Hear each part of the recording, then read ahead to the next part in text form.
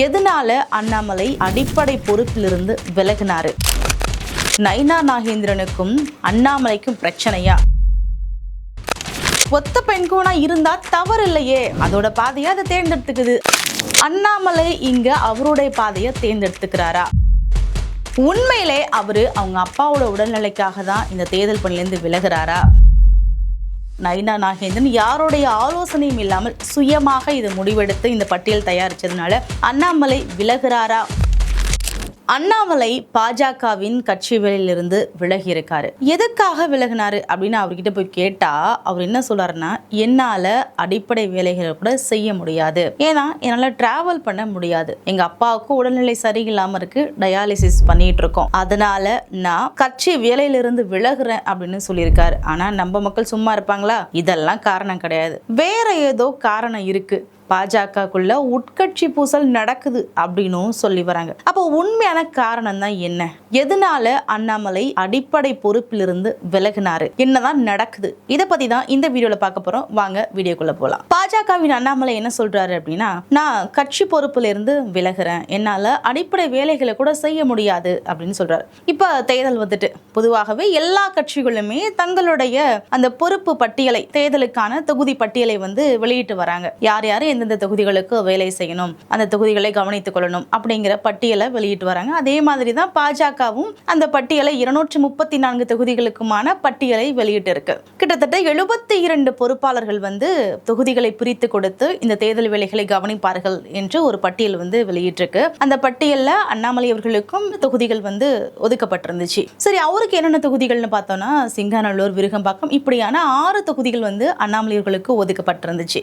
இந்த சூழ்நிலையில் தான் அண்ணாமலை என்ன பண்றாரு அப்படின்னா, நான் என்னால கட்சி அடிப்படை வேலைகள் கூட செய்ய முடியாது, டிராவல் பண்ண முடியாது. என்னன்னு கேட்டீங்க அப்படின்னா, எங்களோட அப்பாவுக்கு உடம்பு முடியல, டயாலிசிஸ் பண்றோம், அதனால என்னால கட்சி வேலைகளை செய்ய முடியாது அப்படின்னு சொல்லி விலகிறாரு. ஆனா வேற என்ன சொல்றாரு அப்படின்னா, தலைமை என்ன சொல்லுதோ நான் அந்த வேலைகளை கண்டிப்பா செய்வேன், பிரச்சாரம் மேற்கொள்ளணுமா இல்ல டெல்லி தலைமை என்ன சொல்லுதோ அந்த வேலைகளை நான் செய்வேன் அப்படின்னு சொல்றாரு. அப்போ நயினா நாகேந்திரனுக்கும் அண்ணாமலைக்கும் பிரச்சனையா அப்படிங்கிற ஒரு கேள்வியும் ஒரு சந்தேகமும் இங்க விளங்கி வருது. ஏன்னா ஏற்கனவே பாஜகவின் மாநில தலைவரான நயினா நாகேந்திரனுக்கும் அண்ணாமலைக்கும் பிரச்சனைகள், மோதல் போக்கு, ஒரு பனிப்போர் மாதிரி இருக்கிறது எல்லாருக்குமே தெரிஞ்ச ஒரு விஷயம் தான். ஏன்னா பவர் 2 பேருக்குமே இருக்கு அப்படிங்கும் போது நீ பெரியாளா நான் பெரியாளா மோதி பார்ப்போமா அப்படிங்கிற ஒரு சூழல் தான் அங்க நிலவி வந்துச்சு. இன்னொரு விஷயம், நயினா நாகேந்திரன் அதிமுகல இருந்தவர். இந்த அதிமுகவை இணைப்பதற்கான ஒரு பாலமாகத்தான் நயினா நாகேந்திரன் செயல்பட்டு வந்தார்.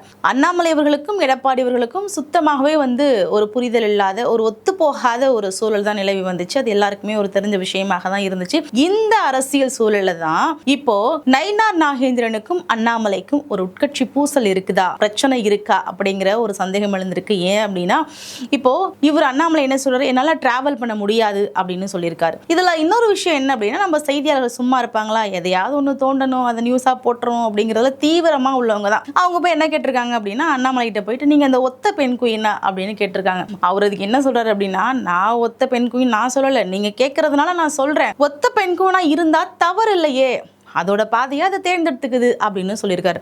அப்போ அண்ணாமலை இங்க அவருடைய பாதையை தேர்ந்தெடுத்துக்கிறாரா அப்படிங்கிற ஒரு கேள்வியுமே இங்க வந்திருக்கு.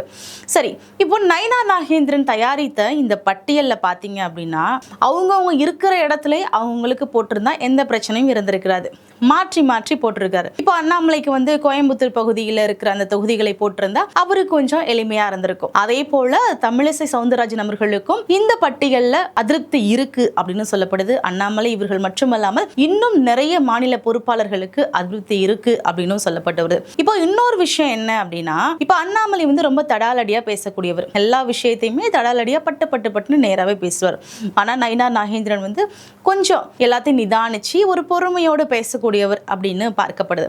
இந்த சூழ்நிலையில அண்ணாமலைக்கு ஒரு ஃபேன்ஸ் நிறைய பேர் இருக்காங்க அப்படின்னு தெரியும். இப்போ அண்ணாமலையோட ரசிகர் மன்றம், அண்ணாமலையோட நற்பணி மன்றம் இரண்டுமே தொடங்கப்பட்டு நடந்துகிட்டு இருக்கு. இந்த ரசிகர் மன்றம் எங்க இருக்கு அப்படின்னு பாத்தீங்கன்னா சேலத்துல, அதாவது எடப்பாடி இருக்கிற சேலத்துல தொடங்கப்பட்டிருக்கு. நற்பணி மன்றம் எங்க இருக்குன்னு பாத்தீங்க அப்படின்னா நயினா நாகேந்திரோட நெல்லை பகுதியில இருக்கு. சோ இந்த மாதிரியான ஒரு சூழ்நிலையில தான் அண்ணாமலையவே உள்ளுக்குள்ளேயே வந்துட்டு ஒரு எதிரியாக ஒரு மோதல் பனிப்போர் உருவாகிற ஒரு சூழல் தான் அங்கே நிலவி வந்துச்சு. இப்போ இவர் அடிப்படை தேர்தல் பணியிலிருந்து நான் விலகுறேன் அப்படின்னு சொன்னதுனால இப்போ எல்லாருமே என்ன பேசுறாங்க அப்படின்னா, நயினா நாகேந்திரனுக்கும் அண்ணாமலைக்கும் இடையே மோதல் நிலவி வருது, ஒரு உட்கட்சி பூசல் இங்க இருக்கு அப்படின்னும் அரசியல் வட்டாரத்துல பேசப்பட்டு வருது. உண்மையிலே அவரு அவங்க அப்பாவோட உடல்நிலைக்காக தான் இந்த தேர்தல் பணியிலிருந்து விலகுறாரா, இல்ல என்னை கொண்டு போய் வேற இடத்துல போட்டிருக்காங்க, அதுவும் நயினா நாகேந்திரன் யாருடைய ஆலோசனையும் இல்லாமல் சுயமாக இதை முடிவெடுத்து இந்த பட்டியல் தயாரிச்சதுனால அண்ணாமலை விலகுறாரா அப்படிங்கிற சந்தேகங்களுமே இங்க எழுந்து வருது. இதை பத்தி நீங்க என்ன நினைக்கிறீங்கன்னு கமெண்ட்ஸ்ல சொல்லுங்க.